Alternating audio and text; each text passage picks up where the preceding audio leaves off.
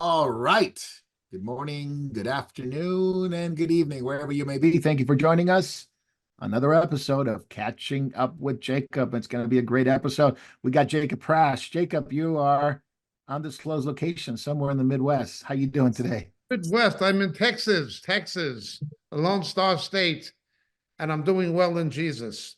Uh, was a rather unexpected kind of trip to Texas. I was planning on coming here, and I was on my way here, and the phone rang in New York, if you don't know, and David Lister notified me that the person who I was coming to see was killed in a plane crash the previous day with his brother.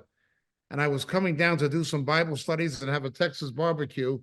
And instead, when I got there, I found myself standing next to his remains, delivering a eulogy at his funeral for him and his brother. It was just totally unexpected. Not what I anticipated, not what David anticipated, but that's what happened. It's been a bit difficult, but nonetheless, the work of the Lord must go on. The show must go on, if you want to put it that way. Not that I'm making light of the work of the Lord, but we are in Texas now, and we shall be in Texas and elsewhere. David Lister will outline the itinerary. No problem. We just want to introduce everybody. Texas Two-Step. David Lister, how are you today?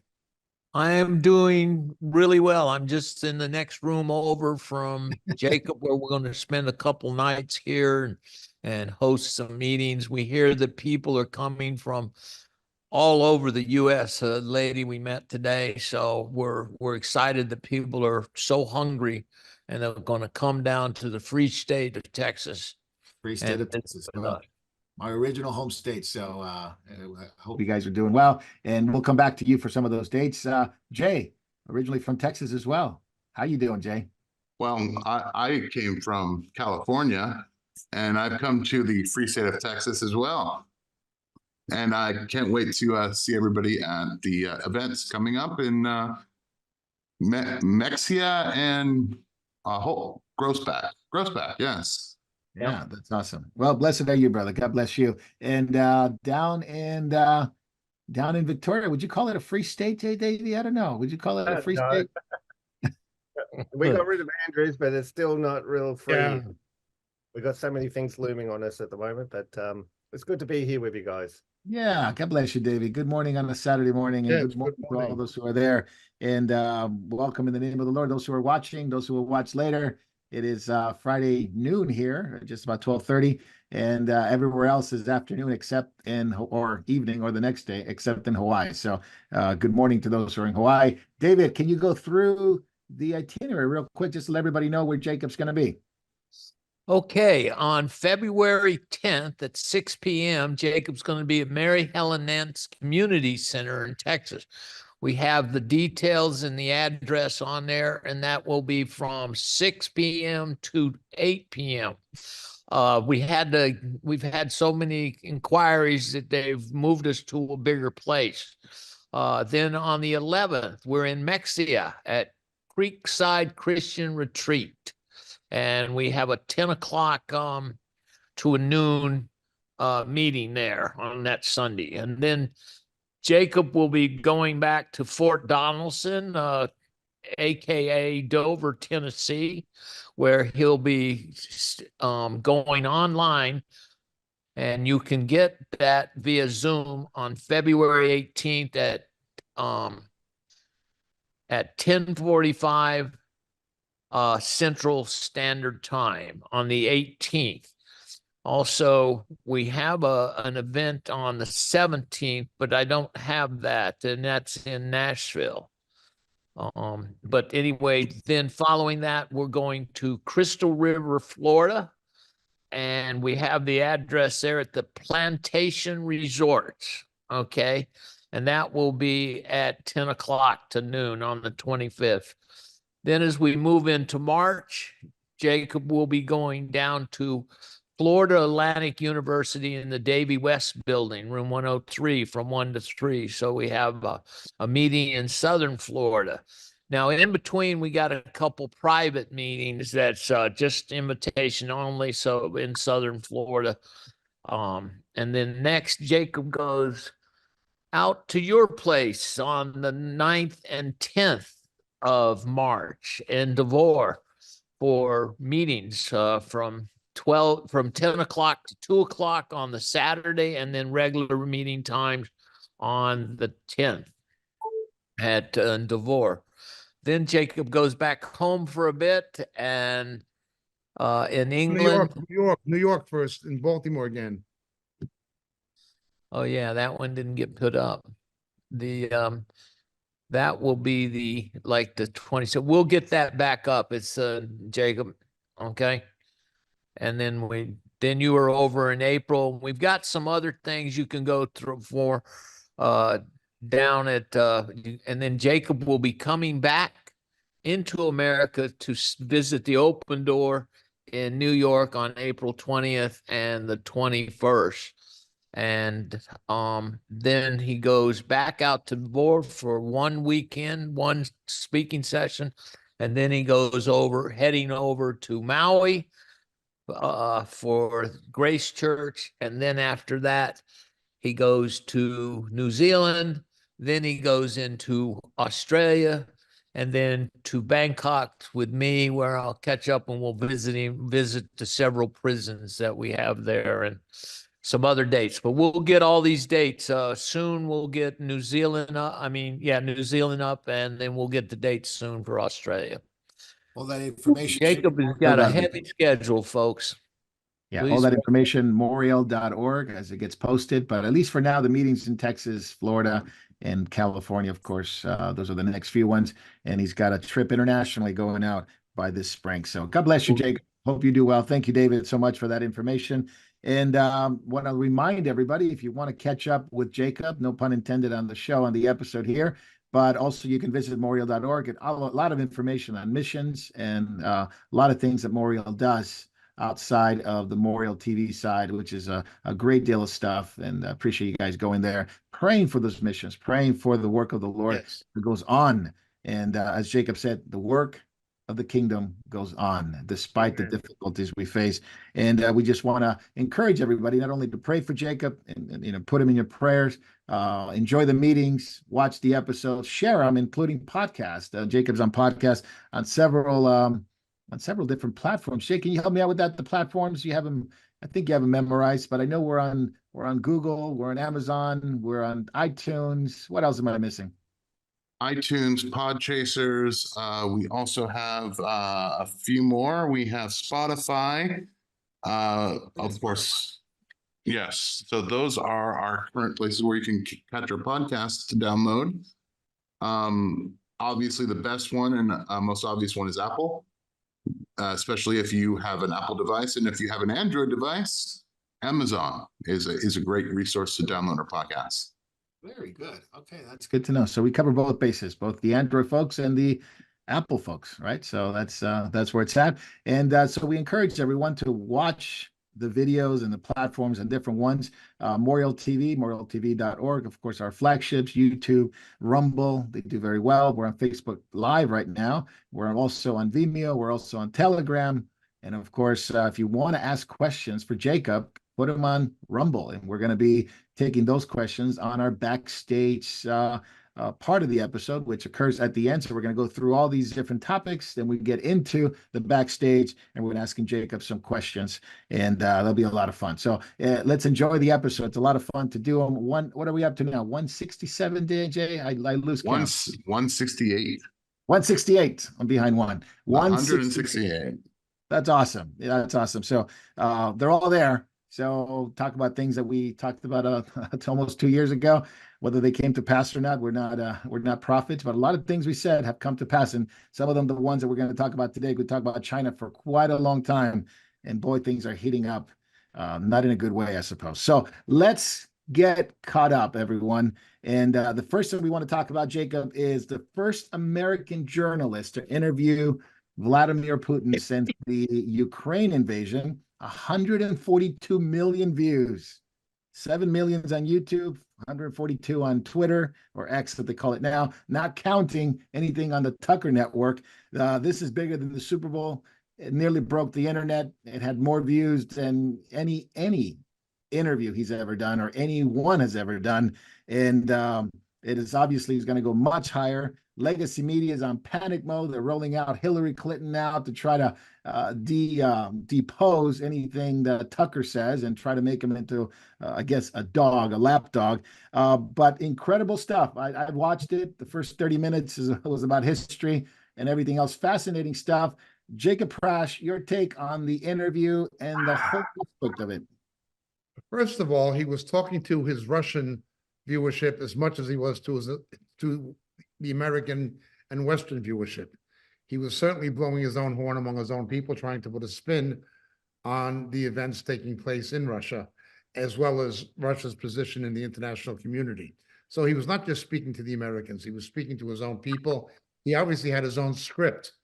At various points, he would not even answer the exact questions, precise questions asked by Tucker Carlson. He would simply continue with his own prescripted monologue, basically, or he would take the questions and he would not really rephrase them, but redirect them to continue again his own diatribes against the West, against America, and against the Democrats. I have several observations concerning it, though. My first is that he was critical of the Democratic Party. And we can bet that the Democratic Party and the mainstream media are going to try to resurrect the false narrative they had the last time about collusion. They're going to say, see, he doesn't like Biden. He doesn't like the Democratic Party. He's collaborating with Trump. They're going to try to say that again. Now, they were caught lying the last time about the Steele dossier. Hillary Clinton, John Podesta, nobody was indicted over presenting a false dossier to the FBI. People like Comey were never indicted. People like Page and people like McCabe and people like in the intelligence community who backed it, obviously Clapper and Brenner were not brought to accounts. Either was struck, and if anybody should have been faced an indictment, it would have been Strzok, in my opinion. They're going to try to resurrect a version of this if they can, and try to say, look, listen to what he's saying. He's against the Democrats. He wants Trump to win. There's a collusion with the Republicans. There's a collusion with Trump. They're going to try to resurrect that if they can. That's what they'll attempt to do. The second observation I have is the lack of comprehensive response of the questions he was answering. For instance, he was trying to say that Russia has the 5th biggest economy in the world in terms of PPP. PPP is purchasing power. It's not the same as gross national product, and it's not the same as gross domestic product. It's something else. How much can you buy with your money? And he was saying China can buy the most. Of course, what he was not saying is that you can buy a lot more. A kilo of rice is going to cost a lot less in Nigeria or Pakistan than a kilo of rice is going to cost in California or in England. He wasn't making that kind of comparison. He was just saying the PPP is bigger, but he wasn't telling you that although you can buy more with the same amount of money in China, that the average wage in China is about $12,000 or $12,500 a year. Well, you can buy more with that amount of money, but it's a lot less money. The other thing he was not being honest about, or he was packaging his response to avoid the reality, is that China's PPP has gotten so big so fast because China is in a state of deflation. Now, deflation is as dangerous as hyperinflation. Deflation, prices indeed do come down, and you get a lot more for your money, but the people who have to produce things are getting a lot less. They're paying the same price for raw materials and so forth, but they're selling them at a lower price. Deflation is as deadly as hyperinflation. So he wasn't giving the reasons for China's PPP. He was just stating certain facts non-inclusively or non-comprehensively. He was only highlighting certain aspects that he wanted people to buy into. And there are people who will do that. They won't understand what the PPP really means, or they won't link the high PPP in China to the low wages or to the deflation. So he was not really honest in a lot of his responses. One of the things that I would say deserves some credence, or at least should be listened to, is something that many Western economists, including American economists, are saying. By weaponizing the dollar and the SWIFT system, it is pushing people away from the dollar into things like BRICS and to alternatives. Now, again, here, he was only telling half the story. He wanted the ruble at one point to replace the dollar. Obviously, that's not going to happen. Ruble is now worth about a penny, or just a little over 1 US cent. There were people who wanted to replace the dollar as the world currency reserve anyway. But by the sanctions on Russia, but by freezing Russian assets, and by closing Russia out of the currency system, it was had an effect of giving further motivation to other nations going into BRICS, saying, look, the Americans can freeze our assets, they can freeze our accounts. Absolutely. They can Dangerous. pull the stuff out of, so we need an alternative to protect ourselves. Now, again, these countries, particularly Russia and Iran and China, wanted to replace the dollar anyway. But by doing what we did, the question is, are we giving them, or are we putting fuel on a fire that already exists that we'd like to contain? So I would say that that aspect of his remarks in the interview need to be considered. They need to be given serious economic consideration. But of course, the Biden administration does not have either the intelligence or the ability to do that. You're dealing with not just this, I used to say that Joe Biden was a half senile corruptocrat. I no longer have that opinion. I must recant the view that he's a half senile corruptocrat. He's just a senile corruptocrat. The man is not in control of his faculties. No, have you seen, do you see the last one? He's calling, was it El Sisi, the president of Mexico, shutting the border? Calling El Sisi, the president of Mexico. He's what he's talking about. He said, if he met Francois Mitterrand, he's out of it. He's been dead for years. He said he met him the other day. I don't mean to laugh at older people that are losing. Yeah, he is not he's not half senile. He's just senile. Mm. Can you imagine giving him a 2-hour interview? I mean, Putin did it, pretty seamlessly.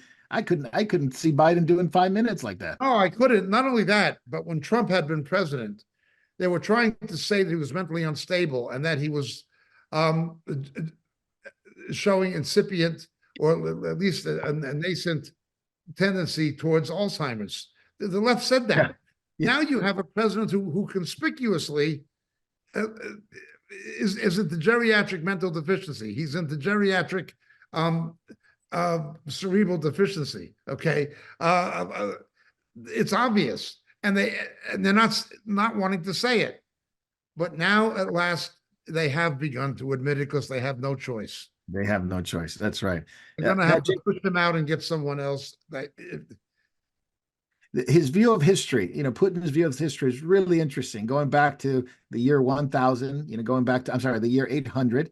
And in the 1862 is when they celebrated 1,000 years of Russia. And his view of history is quite different than the West, isn't it? Because he looks at it with a lot more, maybe nostalgia, maybe respect that a lot of people do in the West. Here, we're trying to destroy our history, no matter what it was. We're trying to destroy and take down statues. We don't know who we are and who we are and what we're doing, because we were founded on Judeo-Christian values. We don't want those anymore. Putin's a little bit different. He goes back into history, looks at Russia in its place, and has a different perspective. He at least takes the moral values of the Russian Orthodox Church concerning homosexuality. Yeah. So he's morally superior to Biden.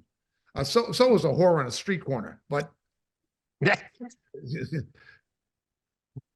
he's morally superior to Biden, obviously. That is his strength. Righteousness exalts a nation, and That's we're right. facing That's right. this situation because of Joe Obama, and the left particularly. But not only, there's rhinos are no better, and no different. But there is that. He also understands Peter the Great and the significance of Peter the Great, who extended the Russian Empire from Europe all the way to the Pacific, and at one time included Alaska. That's right. When the sale of Alaska, Secretary of State Seward bought it. He had been Secretary of State under Abraham Lincoln, and he acquired Alaska. So he understands the significance of Peter the Great. He understands the significance of Catherine the Great. Catherine the Great, that's right. Catherine the Great gave refuge to the Mennonites who were being persecuted for their faith by both the Roman Catholic Church and much of Protestantism were persecuting them because they were Anabaptists. They were reformers, that's right. And she had become the lover of the Scottish-born American Admiral John Paul Jones, had been her boyfriend. He understood that there was this friendship between the United States and Russia that was interrupted, that went back certainly to the time of John Paul Jones, but also during the American Civil War. It was Disraeli, basically, who kept Britain from entering the Civil War on the side of the South. He was a Jewish Christian, he was against slavery and so forth, and he realized Britain could get cotton from Egypt. He didn't have to get it from the American South anymore. Disraeli did a lot to keep Britain out of the war, but there were financial and industrial interests in Britain, particularly in the north of England, in the textile industries. They wanted Britain to enter the war from Canada on the side of the South, while Russia was pro-Lincoln. Russia was pro-Lincoln. Now they were pro-Lincoln for their own reasons. Britain and Russia were rivals in Crimea and all this stuff. Those things happened in the same general time period, with the charge of the Light Brigade. I'm not saying Russia was pro-Lincoln for necessarily altruistic reasons, but there was a history of friendship between the United States and Russia always. That's right. And what ended it, of course, the hiatus, was communism. Yeah, the Bolshevik Revolution. Yeah, but the Bolsheviks were just, they were as cruel as the Tsars and worse. That's they right. were as cruel as the Tsars and worse. And he leaves that out of his interpretation of and recount of Russian history. He leaves that out. Yeah. He had been a KGB agent. He left out the crimes of Stalin and the failure of communism. He did not highlight that in his presentation and in his recount of Russian history. Again, he is a revisionist. He rewrites the history to suit himself, not by adding things, but by leaving things out. He was very selective as to what he included. Now, the things he included were right, were largely right. I don't think he said much that wasn't true.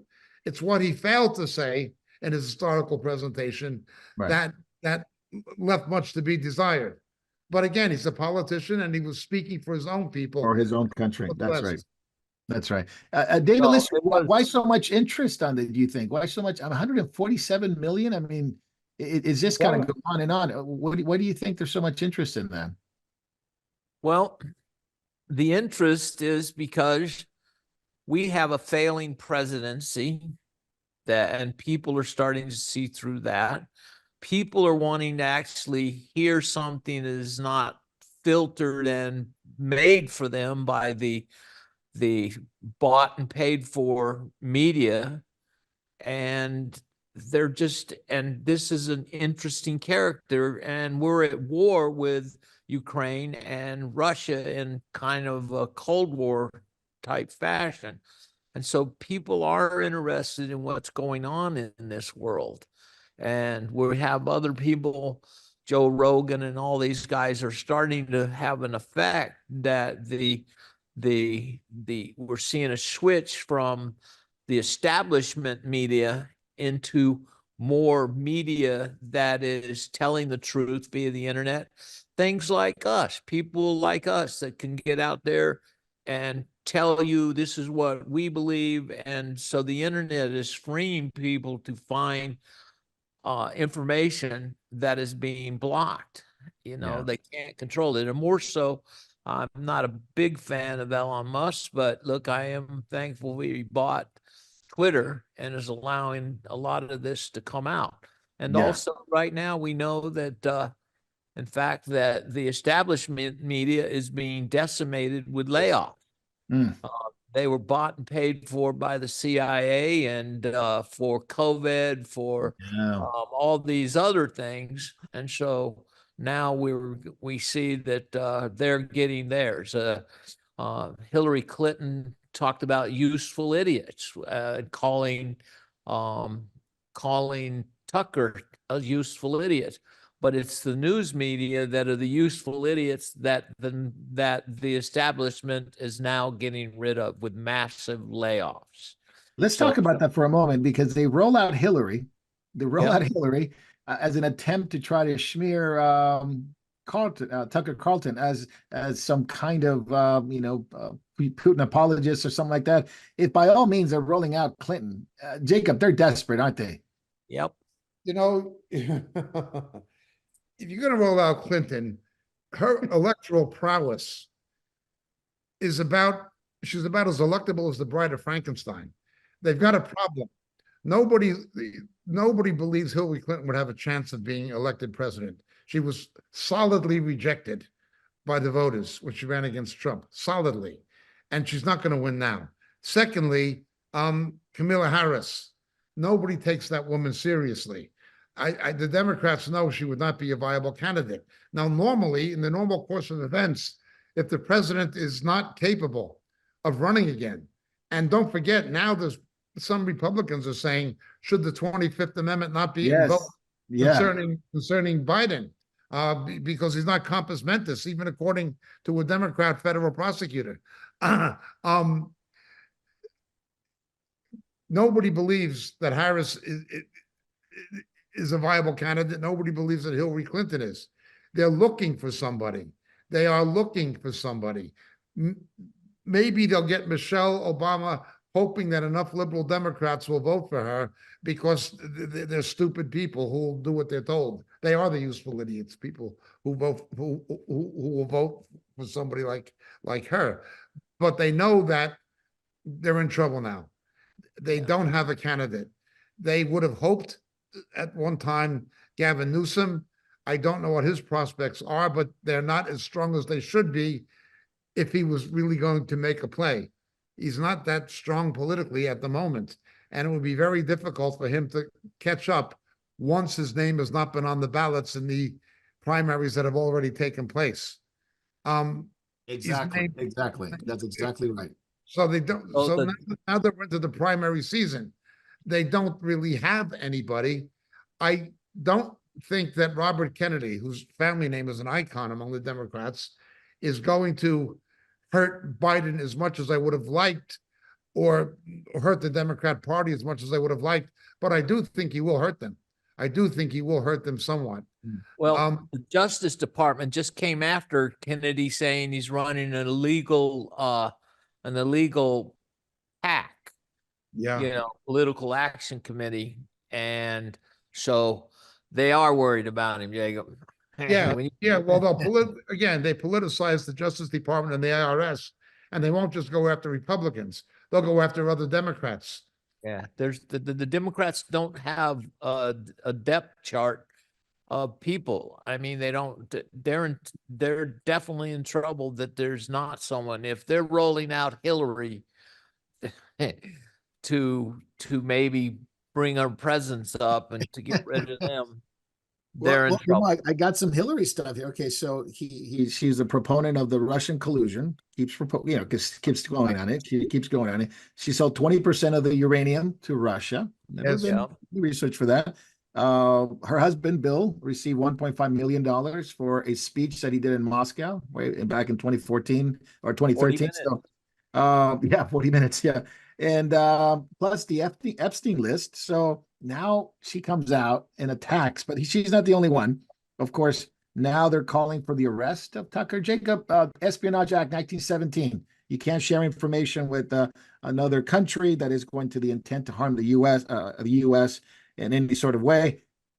But of course, Biden did, and of course, Clinton did. Yeah, let me do this. I mean, freedom of the press, right? Espionage Act 1917. Why are they going after him so hard on this? Because he's being effective. And also, listen, Mike Wallace, and there's been a dozen people that have interviewed him, American reporters. So why now and why Tucker? Correct. There's always two standards.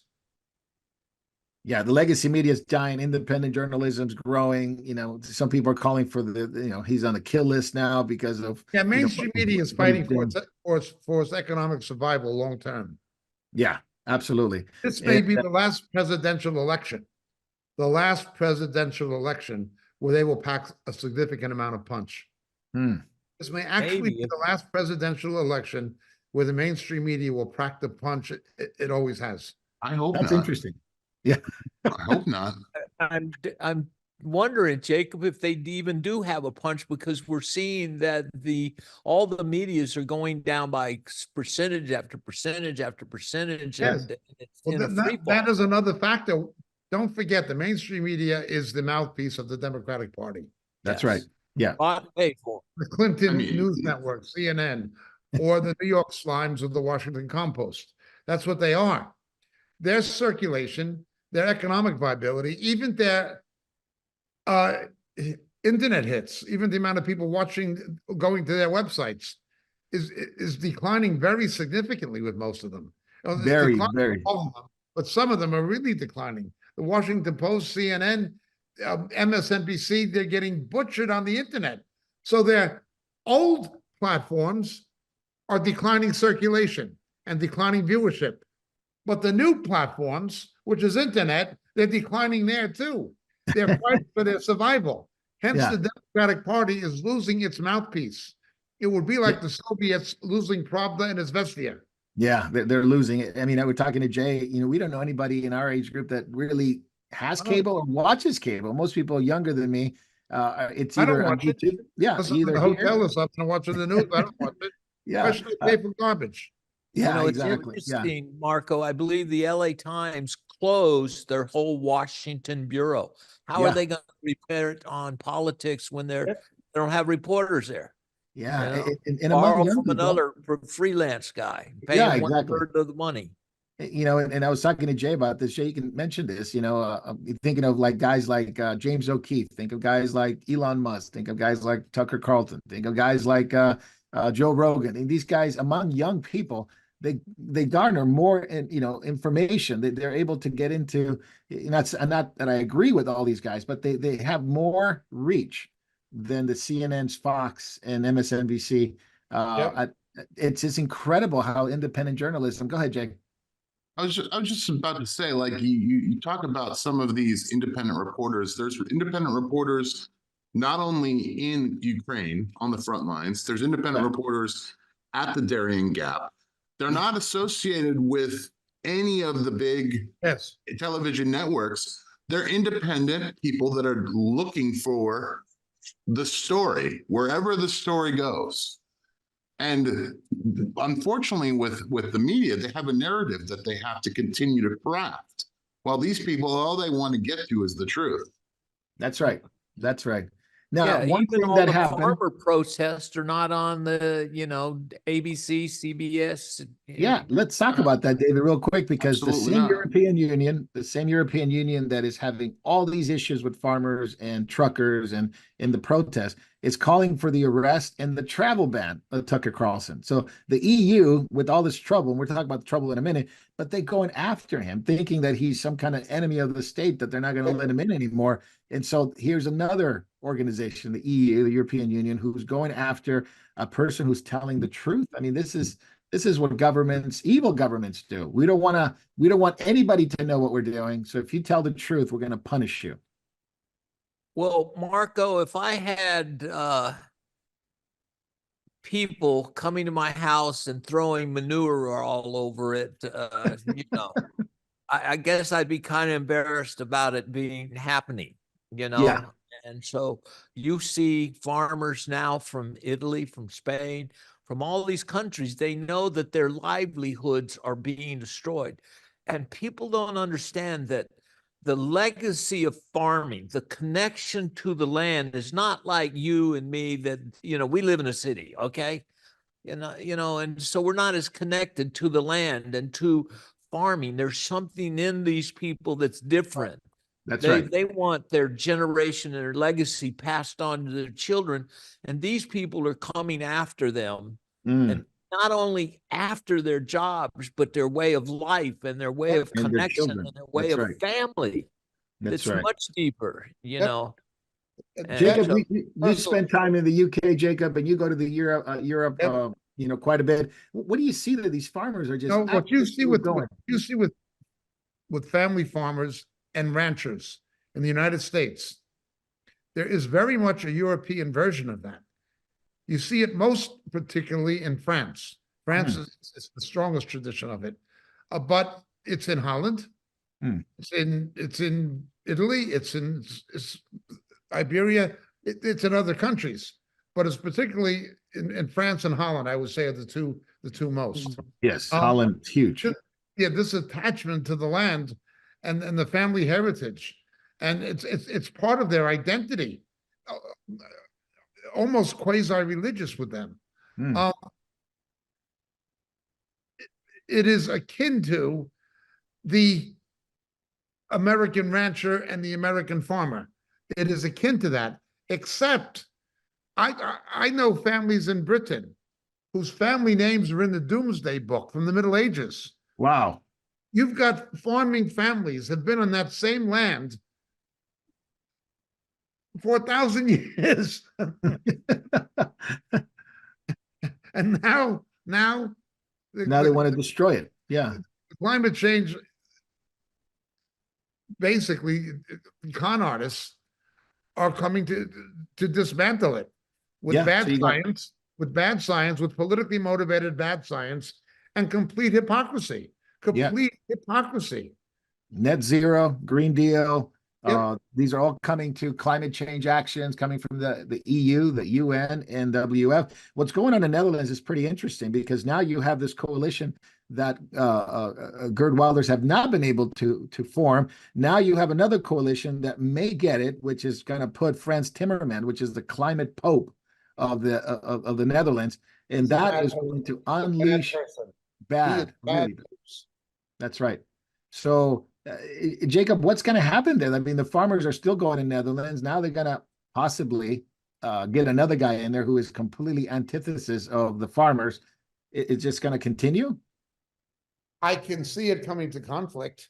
And I can very easily see it coming to conflict in Eastern Europe. Oh, yeah. For sure. The Dutch government wants to cut 30% of the cattle farms.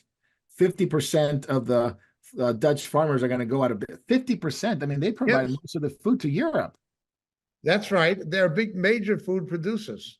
See, don't forget, the common agriculture, one of the reasons Brexit, one of a number of reasons, Brexit had such political momentum under Nigel Farage in England, is Britain was penalized by the EU for having the most efficient farms in Europe. The common agricultural policy of the EU financially penalized British farmers for being efficient in order to reward ones who weren't. Now, what you might find, because of the socialist influence in the EU bureaucracy, is a European version of something that happened in the United States after the Great Depression. It was initiated to prevent overproduction in agriculture. Yeah. Federal government would subsidize farmers not to use land or not to plant corn. Yeah. Right. You do not be surprised if the European bureaucracy does not come up with a political compromise that will take taxpayer money or print money, QE money, and give subsidies to farmers not to produce. That is one way they can avoid violent confrontation. And they would do it. They would do anything. Yeah. I mean, Jacob, there's one guy who was anti-farmer for sure for his own purposes. That was Joseph Stalin. So absolutely. You got climate change communism now going after farmland, starving people, which is ultimate. Remember, 3 times Stalin orchestrated famine against his own people. Most seriously in 1927. if anyone has read the book, The Gulag Archipelago, Yes. that book was shocking. That book was, I mean, I always knew Stalin was no good, but that book was absolute by Alexander Solzhenitsyn. That book was absolutely shocking. But now they're doing the same thing. Yeah, and I think nobody's read that book. I don't know any younger person that really is interested in that book. Jacob, in that book, they just talked about like whole societies. I mean, whole lot of people be wiped out. I mean, be killed or starved. Not only wiped out, but all records that they were ever born were purged. Like no such person ever existed. It's not a long book. I remember reading it in a couple 3 days. It was Yeah. But I mean, what they did was they had these gulags, these concentration camps with slave labor, where they sent people for all kinds of political crimes or even no crimes. And they put them there, and they used slave labor, and that became like at one point about 25% of the Soviet economy. Wow. Was from slave labor dependent on the gulags instead of on farms and on actual production. That's how. Now, what a way to get your GDP up, not have to pay anybody any wages. Yeah, the kulaks. That's what they call them the kulaks. Stalin did it to meet export quotas. Yeah. He did it to get foreign exchange. He did it to get dollars and British pounds. Yeah. Incredible. Now, the Bible speaks about plenty of times about famines, but especially in the book of Revelation speaks of famines, and Jesus spoke of famines. So as we head toward this future where, you know, social globalism, communism rejected, the climate communism, this is part and parcel of what we see coming up in the future, where absolutely on this week's on RTN, on Memorial segment on RTN, this week, we addressed that prophecy in Revelation 6, where it would take a day's wages to buy enough food to feed one person for one day, the denarius. And I talked about when Nixon defaulted on the dollar and Bretton Woods ended, the United States tried to bring in the petrodollar. To replace the euro dollar was the petrodollar, to use oil to give a value to the dollar in lieu of gold. And now that that is over, what is going to be next? How can the English-speaking nations, the United States, Australia, Britain, Canada, how can they keep power? Forget about the petrodollar. What about when you have the agrodollar and you have the aquadollar? When water, because a third of the water is going to be destroyed. When you have water and food shortages, is going to be what gives currency its value. Is that a prophecy in James that gold is a non-oxidizing metal? How can gold rust? But James says it'll be worthless. Yeah, well, and because you can't eat it. What now? Ukraine and Russia have the steppes for grain production. That is the breadbasket of Europe. Of Eurasia, actually. It's like the American Midwest. They can just produce tons and tons of grain, okay? But the cornerstone of grain production is the United States, if you include corn, barley, all of it, wheat. United States, Canada, Australia, and Argentina. Yes. If you put those countries together, they can corner the market, especially if there's a war with Russia and the Ukraine and whatever. Okay, they would also be players. But all these other countries, nobody can do what the English-speaking democracies can do.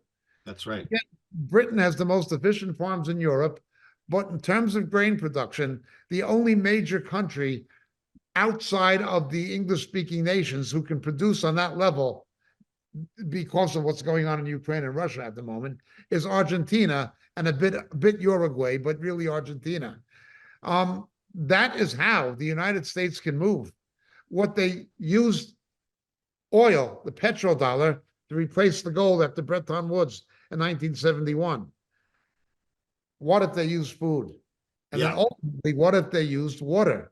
Water is becoming a major issue in the Middle East. There's major wars, water wars going on right now. When Ethiopia builds these dams, and what's already happening in China, putting up Egypt's with the Ganges River, and yeah, what's happening in Turkey affecting the Fertile Crescent, the Tigris and Euphrates.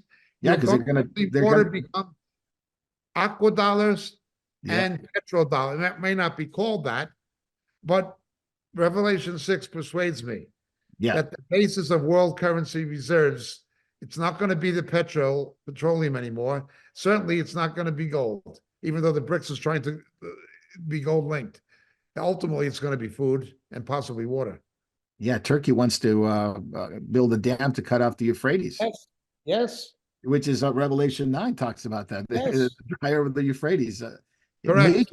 Major stuff going on. Yes. To Egypt's Jacob's got point about Yeah, the go ahead. agrodollar, to Jacob's point about the agrodollar, that is why Yeah. you're seeing this war on privately owned farms. Yeah. The government wants to replace them with mass government institutionalized farming.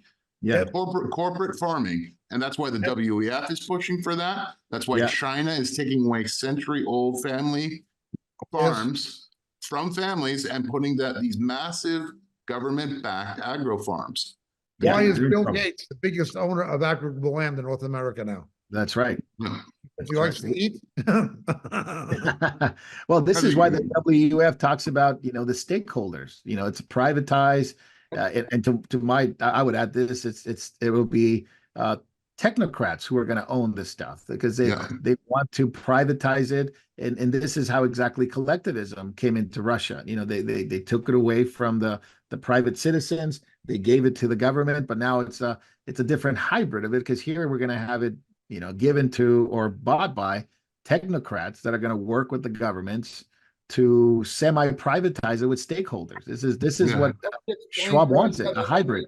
Marco, when I was younger, and I remember all this collective farming that Russia was doing, it was so successful that it gave me a job here because I was just getting on grain train after grain train, hauling grain from Iowa, from Illinois down to New Orleans to ship over to those guys because they were having famines and everything. So, collective farming just doesn't work when they get this and the government gets involved. So, but one of the big things is I just sent a video to you or not a link to a video by a rancher that talked about he makes a very good argument that ranching and the growth of the land and the water and everything is a complete wonderful cycle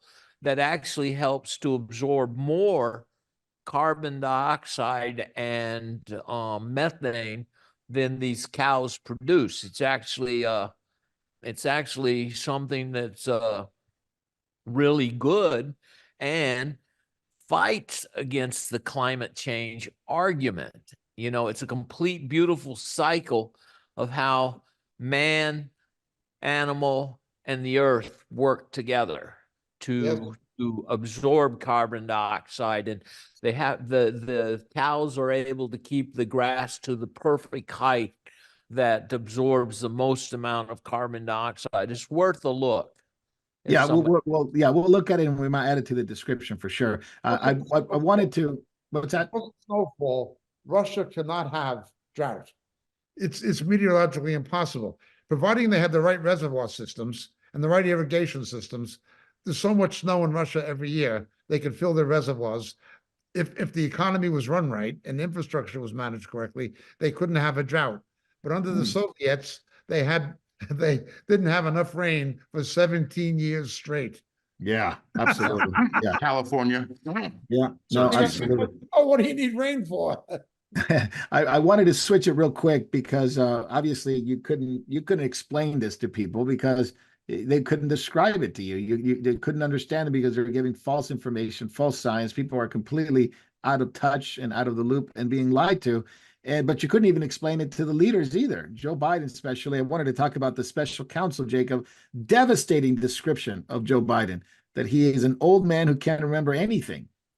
I mean, they described him as mentally retarded, and I'm not talking about people that are biologically like that or born like that, but I'm talking about somebody who cannot remember anything.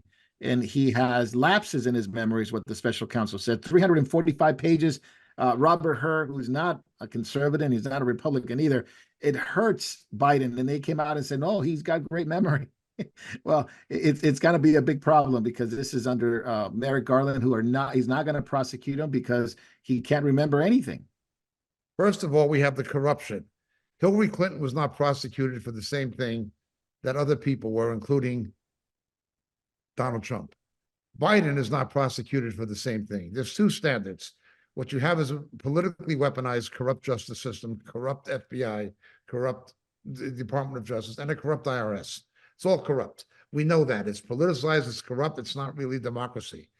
But when his own Justice Department says we're not prosecuting him because he is a geriatric case of someone who was non-compos mentis. That's bad. Clinically, a geriatric indictee, who we can't indict because he's not compos mentis. We couldn't get a conviction. He couldn't. And he's running for president again.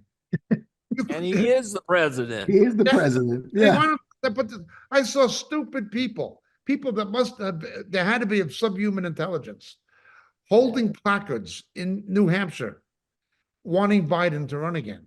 Wow. He's not compos mentis, and they aren't either. But there are actually people that stupid.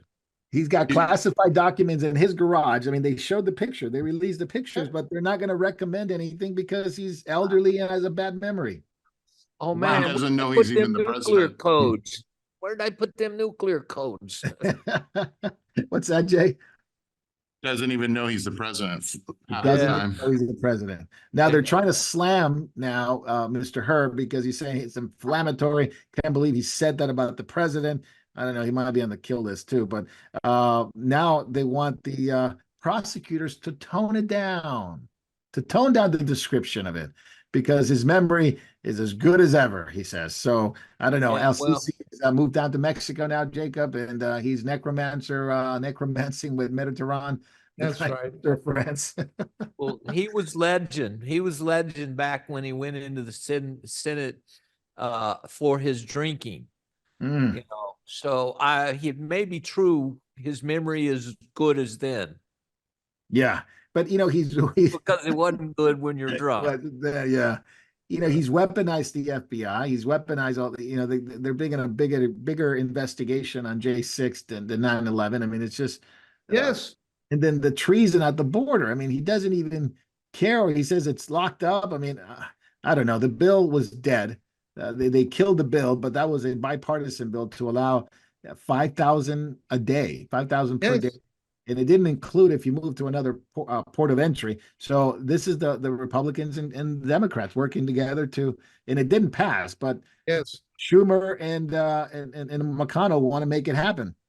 I spoke to 2 border agents yesterday in Texas, down at Laredo. I spoke to them. Now, 90%, if not 95% of the border agents, Border Patrol, are Hispanic Americans, those poachers. 95%. And they are vehemently opposed to what's happening. They know the fentanyl's coming in. They know about the human trafficking, and their hands are being tied to stop it.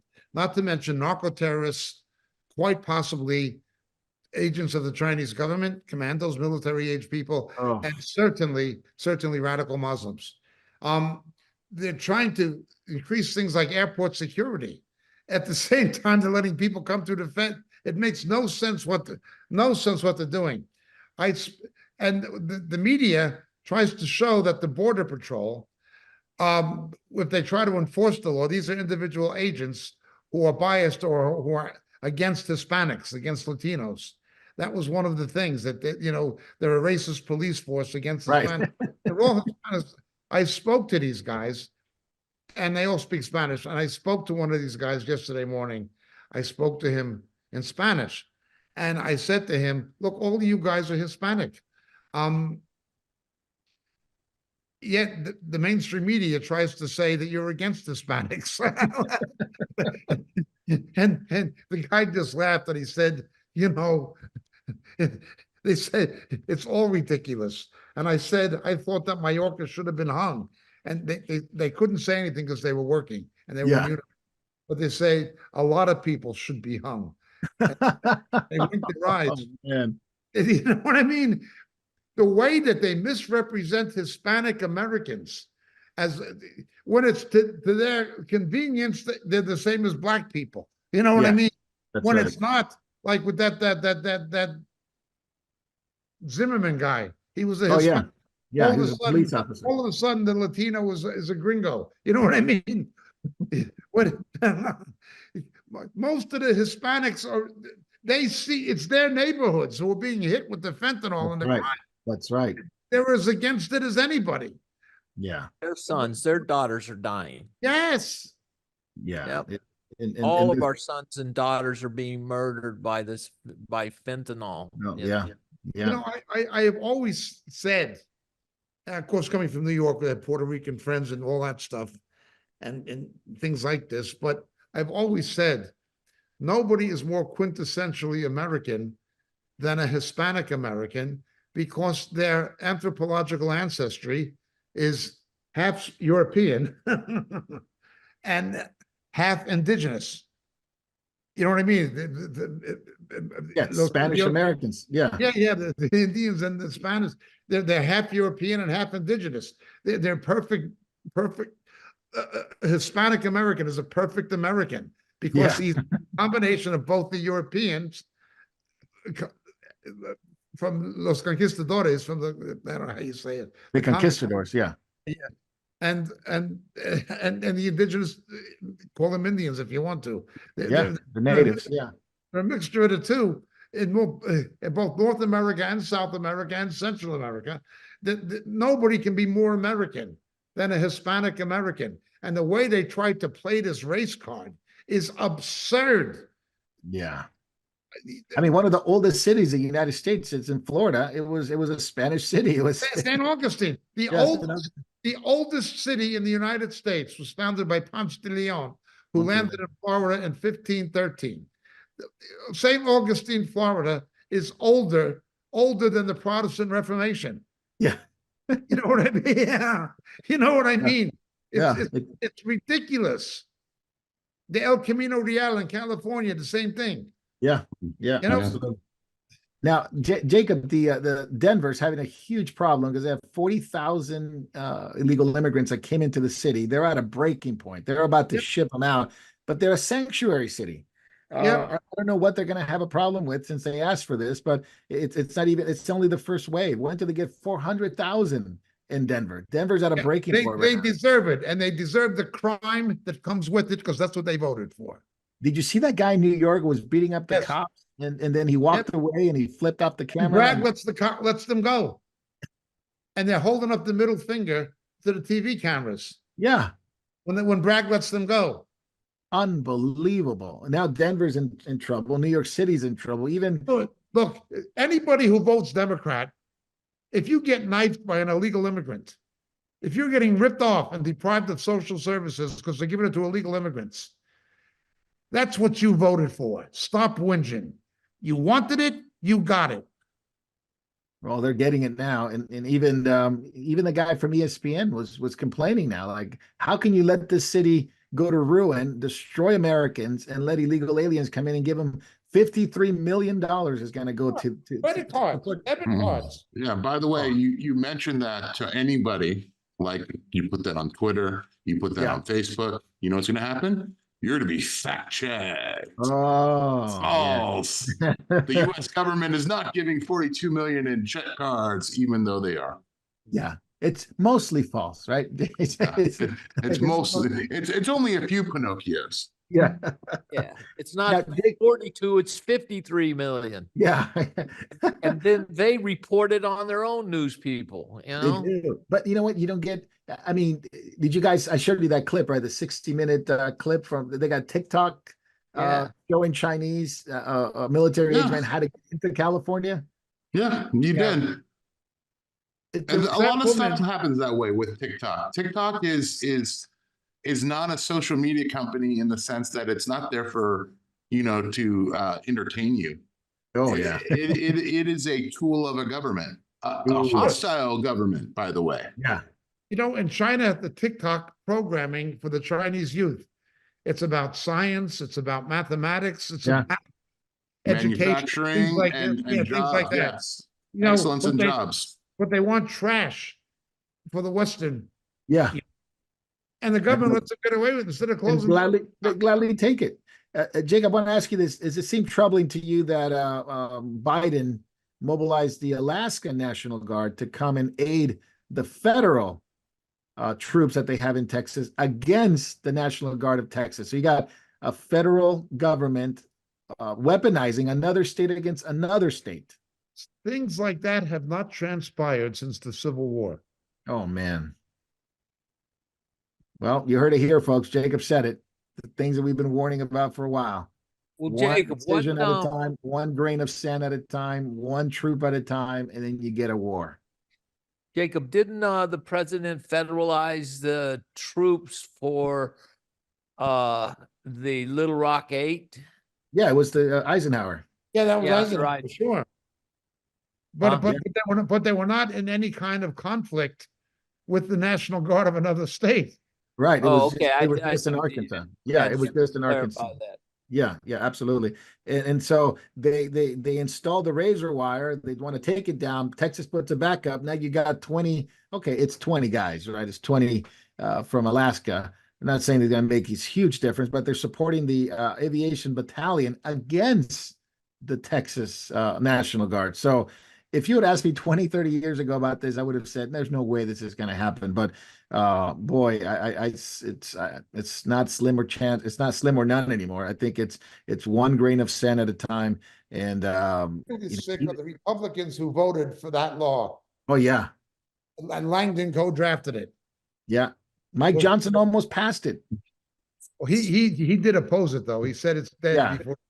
Yeah, he didn't like it at the end. He didn't like But it at you the had end. 4 Republicans who voted for it. Unbelievable, man. It sounds like Langford, he is retiring, so he doesn't have to worry about oh, reelection. I guess So reelection. he can be the scum he always was, I guess, or the rhino. He's giving favors to the people that are going to be paying him in his retirement. Oh. That's how that that works. doesn't happen in Washington, Jay. I think I watched that movie. What was it? Mr. What was it? Mr. Goes to Washington. Mr. Smith goes to Mr. Washington. Smith Goes to Washington. Great movie if you want to know what happens in the disappointment of it. But no, it's crazy stuff, man. But I would say that what's going on with the banks is probably even more crazier. Watching Jamie Dimon talking about what he needs to give more money to Ukraine. Well, not his money. I guess some of that money went to the Epstein, victims. So we can't talk about that here. But JP Morgan Chase is opening more banks. 41 banks have failed. 40 local community banks have failed. They're opening more branches. Jacob, are we going to have a 1 or 2 bank institution in the United States? What they're wanting to do is centralize the banking system, where you will have a handful of banks in cahoots with and in control of the Fed. Yep. Community banks, smaller banks, will be so decimated, very few of them will exist. Oh man. Yeah. Regional banks and small banks. Not only that, but they can change capitalization requirements with the fractional reserve system to make it impossible for them to maintain a legal level of liquidity. So you're going to have to be a major bank to be able to operate. Oh man. And the regional banks, Marco, I think I've stated, is that they have too much commercial loan paper and more than even maybe the large banks. So it's dangerous, and it's not good for these banks. Hopefully some of them can survive, but it's if we start seeing a cascading effect over this bad paper, could be bad for our economy. Yes. Watch out for that. Yeah. Before we get into that, I want to just, we hit the hour mark. So I just want to make sure when we hit the hour mark, we remind everyone, thank you for watching. You're watching Catching Up with Jacob. Jacob's here. David's here. Davey from Australia is here. Jay and I are here. And we're so happy and so blessed that you guys are watching, not only live, but also you're watching, you'll watch later. Some of those are going to watch later, but we're also on different platforms. The one that we are taking questions on for backstage is Rumble. So please, if you're on Rumble and if you want to send those questions to Jacob, and we'll be taking those questions after the episode of Catching Up is completed. But we are very happy that you're here with us and learning and understanding what things are going on, because these things are concerning, but we trust in the living God who not only forgives us, redeems us, but he's coming back to bring righteousness and judgment to this earth. And we long for those days. But in the meantime, we preach the gospel, we make disciples. Jacob Prasch, Janet Yellen certainly won't let that happen. Would he? Would she? She's for the common people. She's one of us. First of all, Janet Yellen is a proven imbecile. Look how many times she's said things emphatically, and confidently. And she's basically pontificated and then has admitted she was wrong. Oh, that the inflation was higher than she thought. That was certainly true of the quantitative easing. She has no credibility anyway. She had no credibility in the Fed. So you get somebody who's proven incompetent, and you make a Secretary of Treasury. Wow. She'll just do what she's told. The woman is a complete joke. But I mean, the only thing serious about her is that she will do whatever she's told. And when the FinCEN, the monitoring system to stop money laundering, that I have to comply with this. I live outside the United States part of the year. Using that to monitor the political enemies of the Democratic Party. Mm. And do you shop at this particular My Pillow or something like this? Yeah, My Pillow, Mike. Yeah, they're going after Mike. Shop at some sporting goods store that's pro Second Amendment. They were collecting data on citizens for doing this, but then we find out they were collecting data on people who shop in Christian bookstores and who purchase Bibles. Purchasing That is the way we're heading for persecution. She is a wicked, wicked woman. Stupid. I grant you, she's a moron. She's just a political bureaucrat, and she's a moron. She's not a real economist. She's a blithering idiot. I grant you that. I mean, she's a useful idiot, much like Biden, but for the people behind her. Yes, you know, she's a useful idiot. She's a puppet. They trot her out there. She looks, she's so nice. She looks like a grandmother, wants to make you some cookies. But boy, she'll stab you in the back, man. She'll let you have it. Probably laced with those favorite mushrooms of hers, though. That's the only problem. Oh, man. She's out there, all right. Jacob, let's talk about China for a moment, because we nearly didn't even have China anymore on Monday, Tuesday. Nearly trading of 30% of all the stocks in China were halted. Yes. So the CSI 1000 index slides 8% in just a few hours. You got the CSI, you got the STAR, they got the Beijing, the Shenzhen, Shanghai Composite, the Hong Kong. They're all sliding very fast on large caps, and it's collapsing. Right before us, they had to halt trading, and now they reinstituted some of the. They did the same thing in 2016. Remember? Yeah, you can't short stocks. Yeah, you can't short stocks. Yes. You're not allowed to sell, so you got to carry, bad paper money for, I guess, until they can. No AI trading, no placing sell orders, no leverage positions. They're in trouble. Yes. There are two things that are emblematic, and they cannot be dismissed as just a casual curiosity. They're emblematic. The first is China overtook Japan as the economic dynamo of Asia. That's for sure. When that happened, Shanghai overtook Tokyo as the premier stock market of Asia with the highest amount of equity capitalization. Shanghai was bigger than Tokyo, okay? The market now in Hong Kong is not anything like what it was. The Chinese government has killed the goose that laid the golden eggs. That's Hong Kong. Most of the Western investment into China was coming through Hong Kong. They killed the goose that laid the golden eggs. Hong Kong is not what it was and will not be what it was. Okay, so the Hang Seng, that's Hong Kong. But now something has happened that's drastic. Since the end of 2023, since the beginning of this year, the Tokyo stock exchange, in terms of equity capitalization, is now bigger than Shanghai again. That's right. That's right. They have lost they are no longer the Wall Street of Asia. They're no longer the City of London of Asia. They've lost it. And Japan has its own problems. It's not that Japan is necessarily doing fantastically. It's doing well in certain sectors, but it's not really doing well fantastically. But it has seen, like Wall Street, it's seen a growth for the time being in its share value. It's the TI in Britain, the Dow Jones in America, the Japanese equivalent. Okay, it's gone up, but it's overtaken China in terms of the capital value of the market.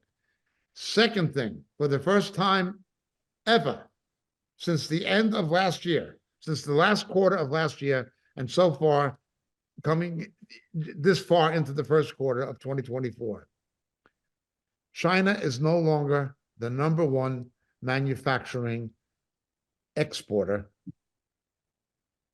of manufactured goods into the United States. Mexico is. Oh.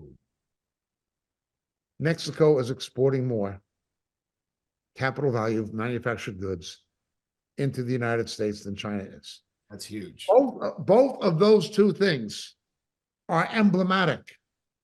They're not curiosities. They're not something that can be dismissed. Neither one of those things would have happened if there was not something systemically deficient in the Chinese economy that they are unable to correct.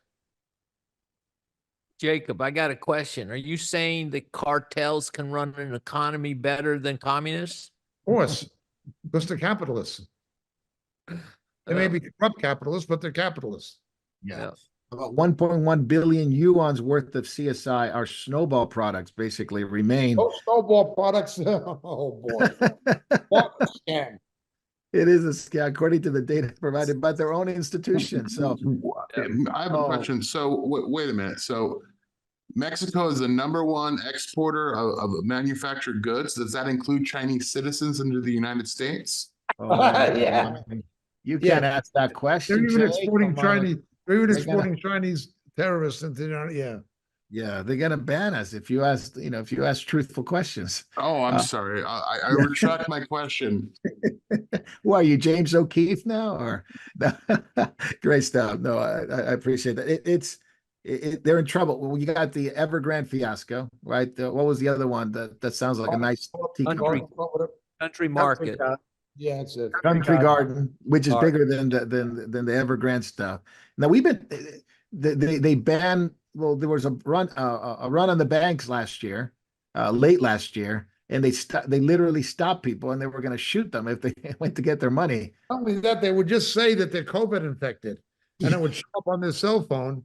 There'd be no test to see if they were COVID infected. Right. The fact that you were trying to get money out of an ATM or out of a bank, it would come up that you're COVID infected. You have to go back to your house and stay there. You'll be arrested.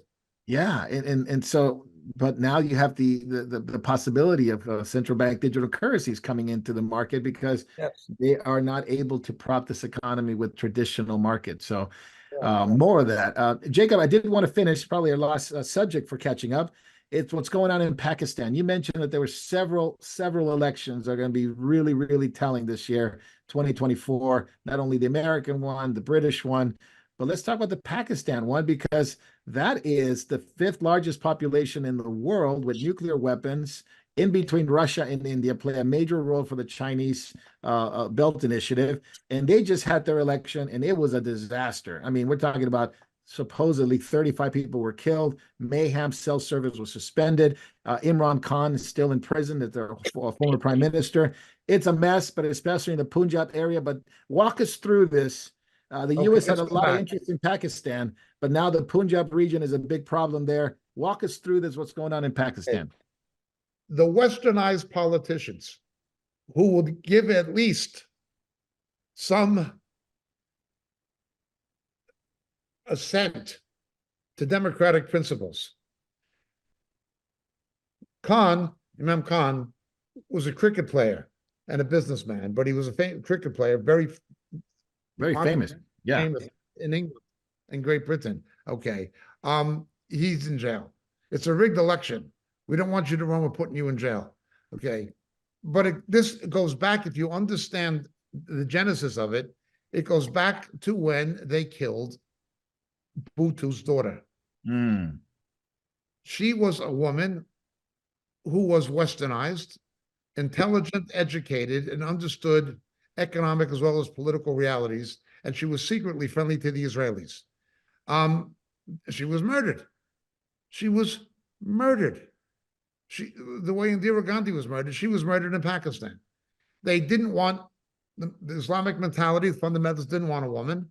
They didn't want somebody who was westernized. They didn't want somebody who had any kind of liberal or progressive ideas by their standards of progressivism, not the Western view of it. They didn't want that. So you've already had all of these makings and mechanisms in Pakistan, sociologically and politically anyway, for something like this to happen. But the economy is in such terrible shape. The economy is in such terrible shape. It is irrelevant who wins the election. Nobody can stop what's happening. Mm. Can we look at the map, please? Just for a minute, can we bring it up? Yeah, it's up.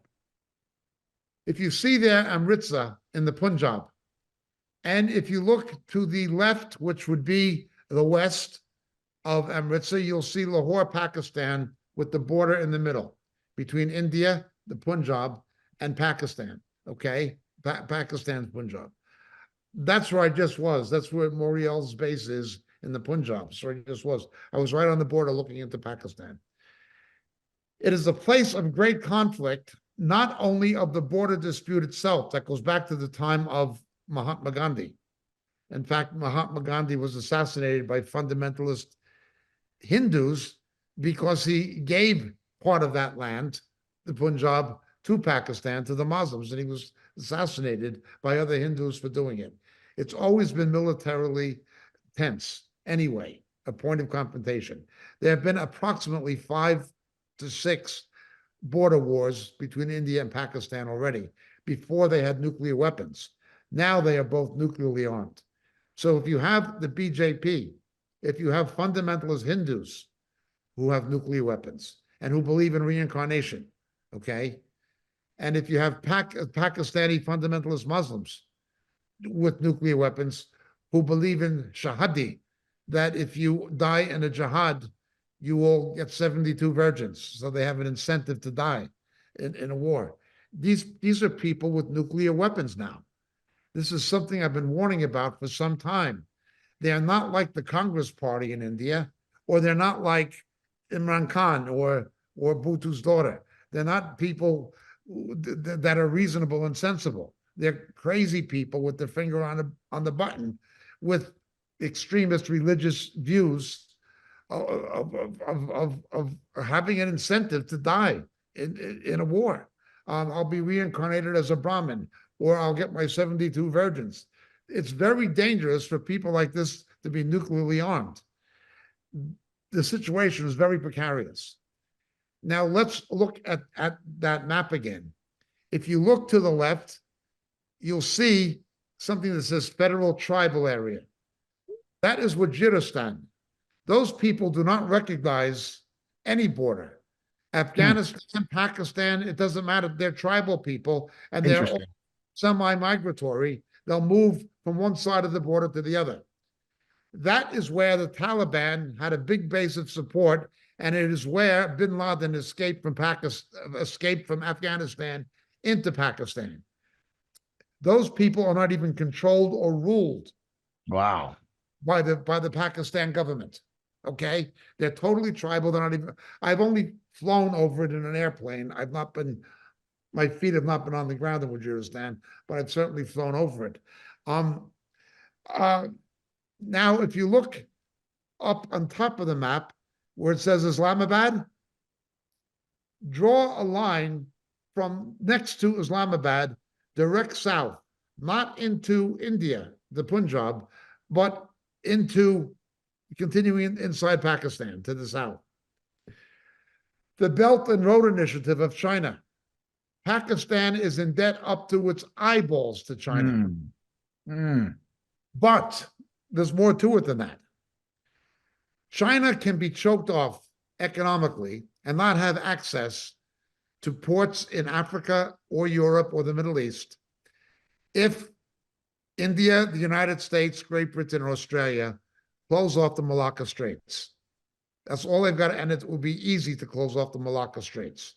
Okay, what China is trying to do in the South China Sea, have a choke-off point. A natural choke-off point exists. You've got Singapore, you've got India, you've got the USA, you've got the Royal Navy, the British, and you've got the Australians. China is very vulnerable. So they want the port of Karachi on the Indian Ocean in Pakistan, okay, with a belt and railroads going north through Pakistan side of the Punjab, near Lahore, going north towards Islamabad, and then from there north into China. Okay, they want a way to circumvent the Malacca Straits. They want control of the port of Karachi. Now, they already did that in Ceylon, in Sri Lanka. They said, you can't pay us back the money you owe us. You give us the port for 99 years, and we're going to use it as we want in lieu of payment. Naval base. And they have a naval base in Djibouti as well, in Africa. Djibouti. That's right. Yeah, in Africa. Okay, and we're going to use it for our own shipping and trade. If Pakistan's economy collapses, China can make those kinds of demands. Ooh. And you will have a Chinese-controlled port in Pakistan with a road and rail link to China through Pakistan. The whole area is very precarious. It is not just Pakistan. It is not just Pakistan and India. It is not just Pakistan, India, and Afghanistan. It is Pakistan, India, Afghanistan, and China. Mm. It is a geopolitical quagmire. Add to that nuclear armament. Yeah, exactly. This is and rigged elections, of course. Yeah, the result of the provincial ones, the assembly election in Punjab, which is you can kind of make a case that it's like California for the Pakistan government, the largest populous area and the most industrious populous area of Pakistan. They just had a terrible election. There was so much corruption. They didn't even let some of Khan's supporters vote, or even some of their some of the other ones who were in support of Khan, they couldn't even run as independents. So violence has erupted in Punjab area. Many feel like it could go into the Punjab area of India, which is going to be a border mess right there. But Jacob, what does it mean for? I mean, to those who are watching, and this is a big problem for Moriel in a sense of where the base is and all that, and some of the persecution that goes on there. One more dimension to the problem that could affect Moriel. The inhabitants of the Indian Punjab, where Amritsar is, that is not Hindu. There are some Hindus. It is Sikh. Oh, yes, you're right. And you have radical Sikhs, the Akali Dal. Sikhs are generally more moderate. Yeah, I was going to say they're more peaceful. Yeah, because they're like Sikhism is like monotheistic Hinduism. Monotheistic Hinduism, I suppose. That would be the closest I could describe it in a nutshell.